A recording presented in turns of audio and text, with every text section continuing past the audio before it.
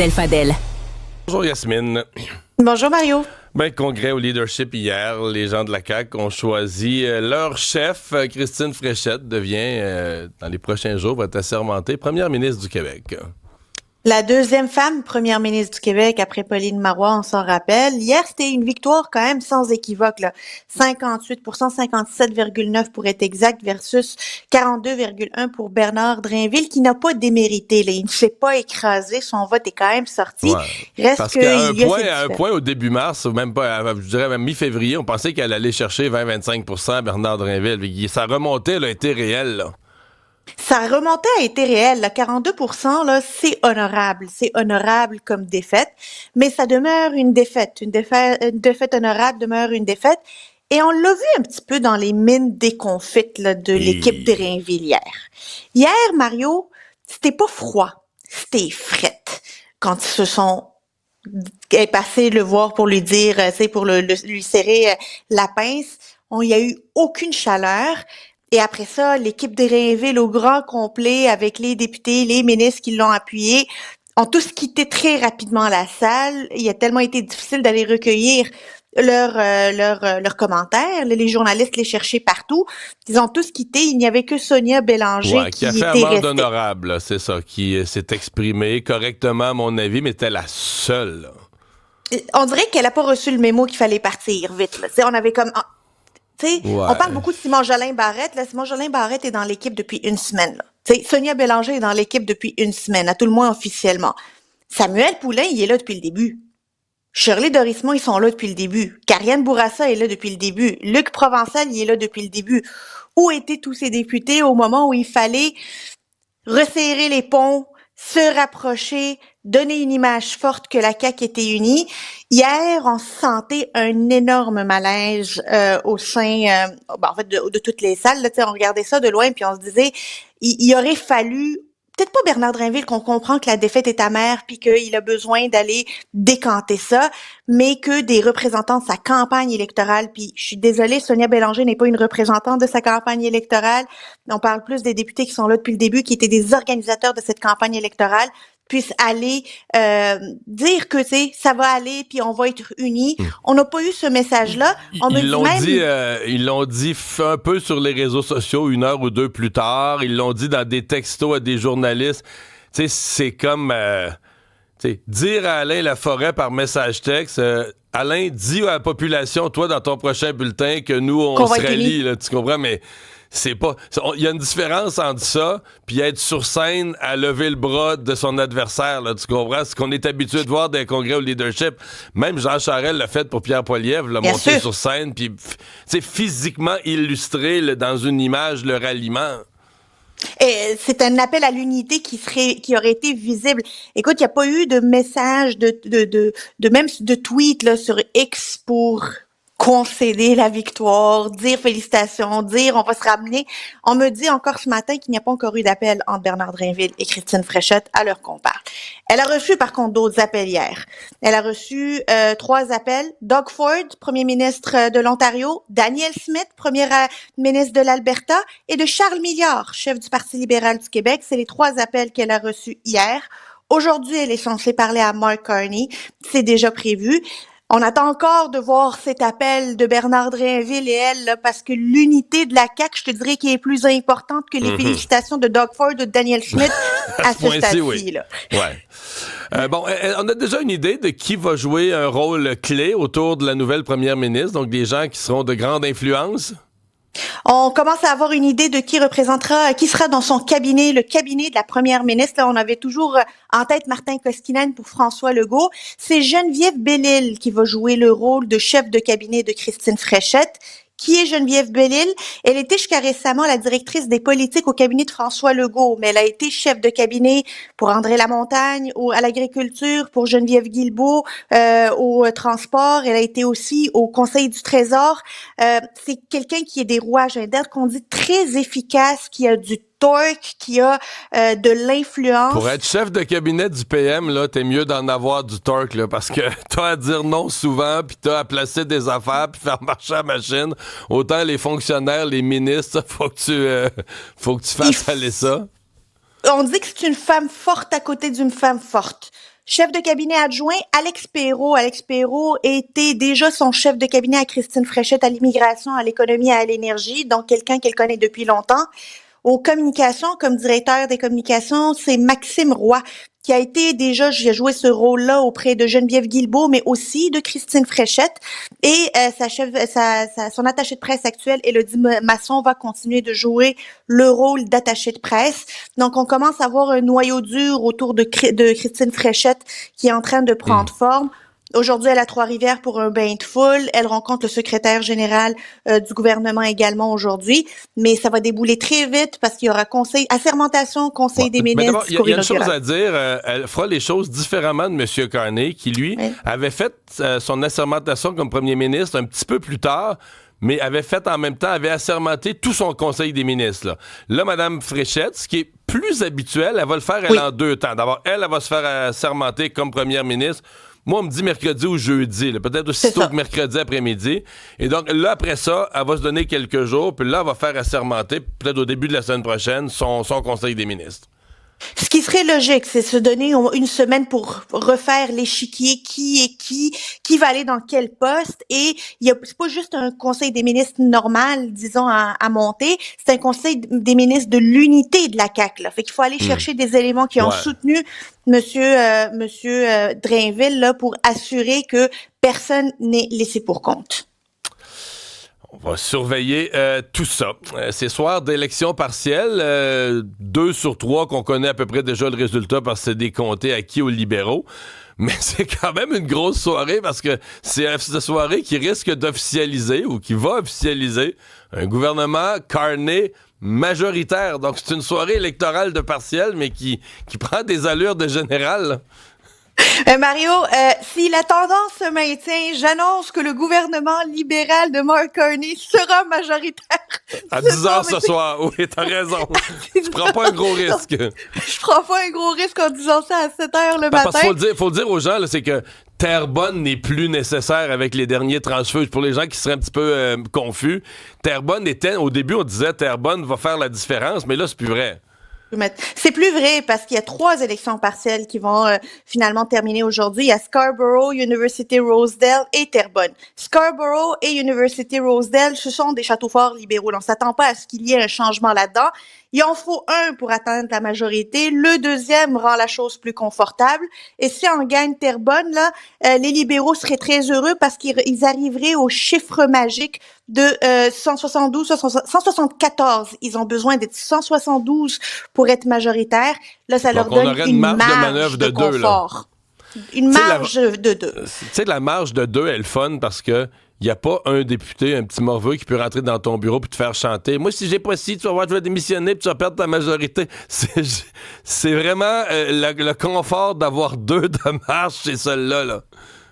Et s'il y a un député qui veut quitter pour des raisons de santé, pour des raisons idéologiques, parce qu'il ne veut pas siéger à côté de Gladue, tu sais, pour toutes sortes de raisons, c'est comme, OK, au revoir, tu gardes ta majorité dans ce temps-là, mais est-ce que cette majorité ne risque pas de commencer à coûter des points sur le positionnement de Mark Carney? C'est la question à se poser aujourd'hui.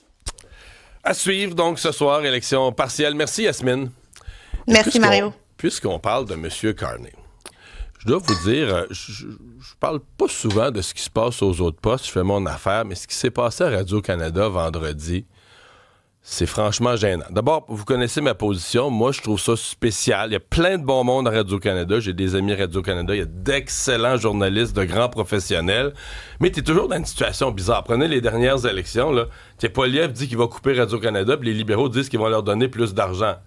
Bon, toi, tu couvres ça, puis tu essaies de dire t'es neutre. Ouais, peut-être t'as une préférence. C'est le gouvernement, t'es une société d'État. T'es le gouvernement. C'est le gouvernement qui te donne ton argent. Je trouve toujours que c'est une situation délicate. Mais là, c'est pire que tout, parce que Mark Carney va juste à Radio-Canada. Il s'occupe plus des autres médias. C'est comme si lui, il se dit, moi, j'ai une société d'État. Et là, écoutez, on a l'extrait. Oui. Patrick Masbourian qui le reçoit, parce que là, évidemment, il vient pas aux autres postes. Il vient à Montréal, à Radio-Canada. Mais là, c'est plus une entrevue. En studio, notre dernier invité du jour et de la semaine, le premier ministre du Canada, Mark Carney. Monsieur Carney, bonjour. Bonjour, c'est un grand plaisir d'être ici. Merci à vous de votre confiance. Merci d'être à l'émission tout un matin. Vous étiez, d'ailleurs, je dois dire, je m'attendais à de vous voir votre avec le confiance. chandail du Puis là, il commence à parler du Canada. Puis tu sais, moi-même, je fais pas des entrevues, des carnages. Généralement, je remercie quasiment toujours les invités. Merci d'avoir été à l'émission. Parce qu'effectivement, ils se rendent disponibles pour nous. Mais là, tu sais, merci de votre confiance. Mais c'est quoi la confiance? C'est que Radio-Canada... Mark Carney a confiance à Radio-Canada, pas aux autres postes, pas aux radios privées, pas aux télé privées. Il a confiance. Pourquoi? Il a confiance qu'il va y avoir une bonne entrevue, une bonne couverture, des bons reportages. Je me disais, il doit y avoir des vrais journalistes dans Radio-Canada. Il doit en avoir qui capotent, là, qui disent, mais de quoi on a l'air? Tu sais, de quoi on a l'air? Et ce qui m'amuse aussi, je ne vais pas insulter les auditeurs de Radio-Canada, j'en connais, puis ils sont tellement fiers. C'est parce que les auditeurs de Radio-Canada, souvent, soient un petit peu au-dessus, tu sais. Ah, nous autres, on va chercher une bonne information, Radio-Canada, puis tout ça. Hey, les amis, allumez votre lampe, là, je veux dire, roulez votre dimmer, là. C'est comme... en tout cas, pensez-vous pas au-dessus de la meute parce que vous écoutez Radio-Canada avec des affaires de même, là. Retombez sur terre, puis vite. Bon, tu te remarques, comme ça, on est de bonne humeur. On invite M. Carney, il sera le bienvenu pour aborder tous les sujets avec lui, si jamais l'idée lui vient. Puis je dis, M. Carney, mais écoute, on a eu Joël Lightbourne une fois à l'émission. On invite, pensez-vous pas que Dominique Leblanc, on l'invite? C'est un gars que j'aime bien. On l'a invité, je sais pas combien de fois. Mélanie Joly, qui nous dit, chaque fois quand je la croise en privé, elle nous dit, on va y aller, on va y aller. Ces gens-là sont quasiment chroniqueurs à Radio-Canada. Là. Ils ont à tout bout de champ, sont en entrevue. C'est du 10 pour 1 avec... C'est comme... Pourquoi? T'es le gouvernement fédéral, t'as une société d'État, t'es toujours là. C'est quoi l'image que ça donne, en tout cas? C'est terrible. Bon, est-ce qu'on pourrait ramener les péages, Audrey? C'est la question se pose en ce moment. On a tous roulé sur les routes au Québec. On sait que c'est pas évident, que c'est pas facile, le réseau routier qui se détériore un peu partout, la facture qui grimpe. On parle d'un déficit d'entretien qui dépasse maintenant les 24 milliards de dollars. Et là, il y a des experts qui remettent sur la table l'idée aussi de ramener le péage sur certaines grandes artères pour rétablir le principe d'utilisateurs-payeurs pour financer ces travaux-là. Évidemment, les camions lourds qui sont les principaux responsables de l'usure des routes qui pourraient être les premiers visés par tout ça. Avec la popularité croissante des voitures électriques et hybrides, bien, les revenus de taxes sur l'essence déclinent d'année en année. Ça coûte cher, donc on avance cette possibilité-là. Québec qui a fait un premier pas pour obliger les conducteurs de véhicules verts à payer leur part. Dès le 1er janvier prochain, il y a des droits d'immatriculation qui vont augmenter de 125 $ pour les véhicules électriques, 62,50 pour les véhicules hybrides.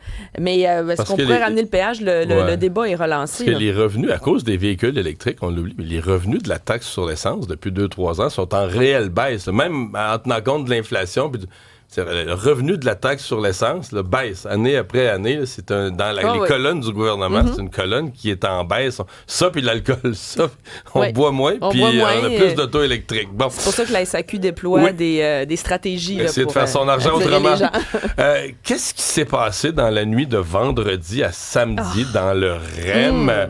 On va parler, je dis tout de suite, on va parler à un usager qui l'a vécu tout à l'heure, mais c'est incroyable cette affaire-là. Ben, et c'est des gens qui utilisaient le REM pour aller au centre-ville, entre autres. En plein milieu de la nuit, vendredi à samedi, le train s'est arrêté entre les stations McGill et Édouard-Montpetit. Le service s'est arrêté brusquement en raison d'une panne d'alimentation.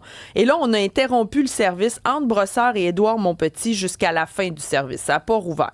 Donc là, on a sorti les gens, on a évacué des dizaines de personnes. Une quarantaine de minutes plus tard, ils ont dû marcher près d'1 kilomètre dans le tunnel sous le Mont-Royal pour atteindre la station Édouard-Montpetit. Et là, on leur a dit, il va y avoir des navettes qui vont être déployées pour vous ramener chez vous. Or, ces navettes-là ne sont jamais arrivées. Donc, il y a des gens qui ont été abandonnés là. T'embarques dans le transport en commun, puis on t'abandonne à mi-chemin. Je dis, mondialement, j'ai jamais entendu. Il y en a un que sa voiture était à 2 montagnes. Il y en a qui ont pris des Uber, payé de leur poche pour se déplacer. Il y en a qui non, fait qu'ils ont marché jusque chez eux. C'est épouvantable.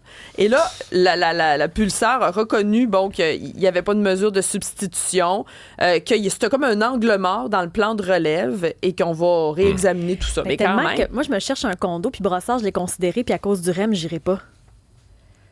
Parce que mais ça va être devenu fiable le temps que... Non, mais en tout cas, on va parler à un usager tout à l'heure, savoir comment ça s'est vécu en pleine nuit. Coup d'envoi pour Révolution hier. Et quel début de 7e saison, tous les dimanches, avec Lydia Bouchard et Mel Charlot. On apprenait à connaître hier Vincent Noiseux qui remplace Jean-Marc Généreux. J'ai beaucoup aimé. Ouais. Moi, il faut que je m'habitue, mais c'est normal. Je suis une fidèle. Là. J'aimais beaucoup Jean-Marc Généreux était quelque chose. Il donnait c'est que chacun couleur. donnait son show. Tu sais, les Twins aussi, quand ils étaient là, ils donnaient un spectacle. Là, Vincent, tu vois qu'il est très professionnel, il est très sévère aussi. Mais là, il manque le petit... Mais je pense qu'il faut juste nous laisser du temps. Donc, tant mieux si tu l'as aimé. Celui qui a volé le show hier, le niveau était très élevé. Mais c'est le dernier candidat, le Mathias Beaupré. Son nom d'artiste, c'est Morph. Il a 17 ans. Et lui, il voulait rendre hommage à son grand-père qui est décédé du... Parkinson. Donc, plus la prestation avançait, plus il perdait le contrôle de ses membres, plus c'était saccadé, plus tout le monde pleurait. Là. Les coachs aussi. Nous autres, à la maison, moi, je pleurais comme un enfant. Ça a été quelque chose. J'ai fait tant de projets qui sont restés en l'air. J'ai fondé tant d'espoirs qui se sont envolés, que je reste perdu ne sachant où aller, les yeux cherchant le ciel, mais le cœur mis en terre.